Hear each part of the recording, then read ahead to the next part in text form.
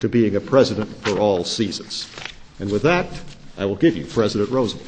Tremendous, delighted to see you all. Tremendous, wonderful to see you all. Wonderful, delighted to see you all. Mr. President and Mrs. Bush, honored guests, and indeed, family members.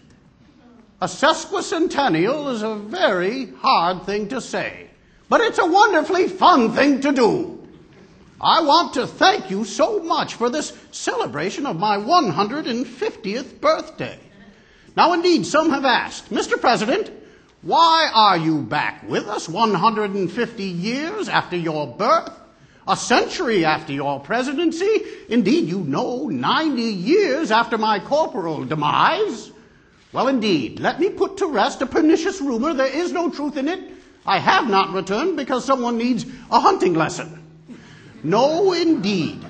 You may know that my daughter Alice famously said of me, Father wanted to be the bride at every wedding, the corpse at every funeral, and the baby at every baptism.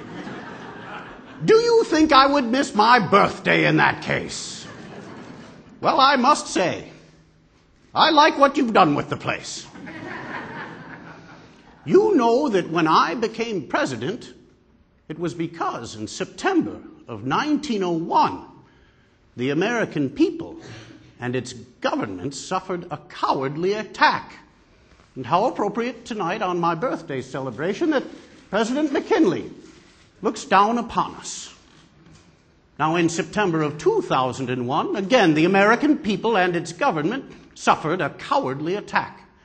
And Mr. President, on behalf of the American people, I tell you, sir, that your response and your leadership has been in the spirit of speak softly and carry a big stick, and we, sir, are with you.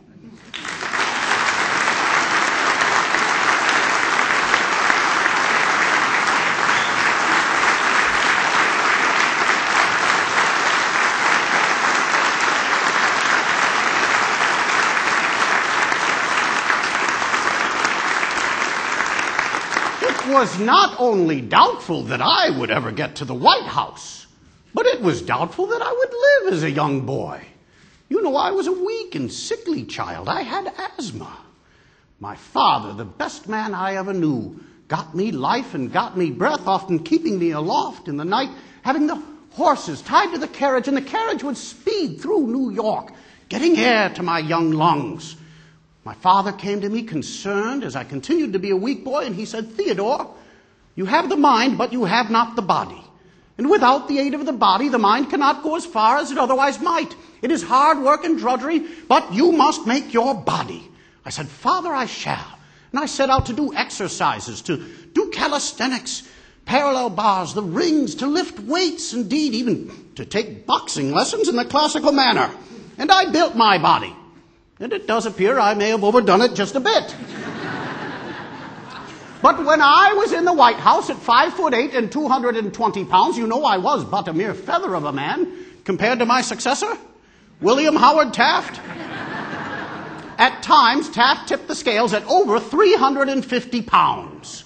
When I was the president and Taft, my governor in the Philippines, we had word that he was in ill health with fever, perhaps near death. Secretary of State John Hay cabled inquiring as to his health, and thankfully Taft cabled back, health fine, rode horse 20 miles this morning.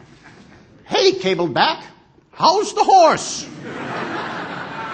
Mr. President, thank you for living the vigorous life, and with the folks at the National Park Service, getting Americans outdoors, into the woods and for great adventure, and bully to see Boone and Crockett here too. Hunters are still the great conservationists in America.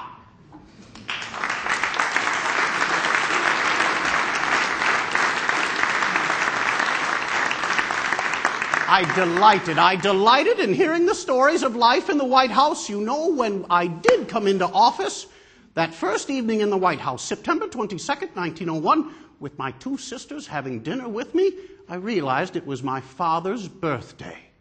And indeed, I never took a major decision without wondering what that great man did and what he thought. Mr. President, you know the feeling when I say my father was the greatest man I ever knew. Now, indeed, the children were a handful.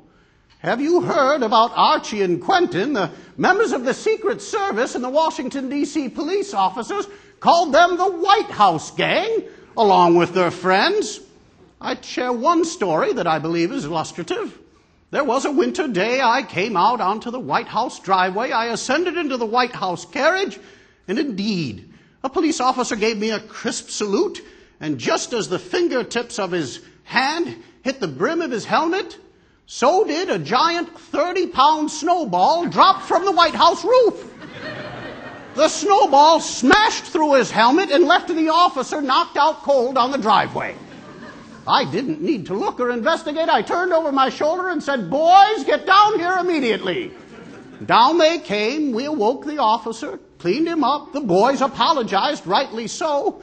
And you may appreciate that as an executive manager, I looked into the issue, and indeed, the man was long overdue for a promotion.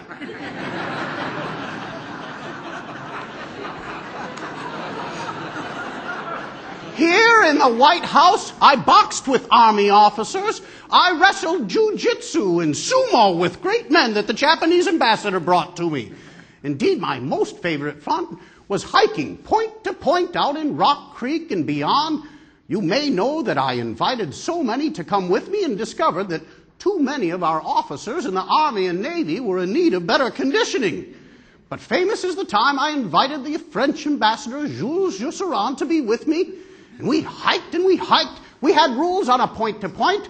When you come to an obstacle, a down tree, a river, a cliff, you never went around the obstacle, but always over it, under it, or through it. Tremendous fun.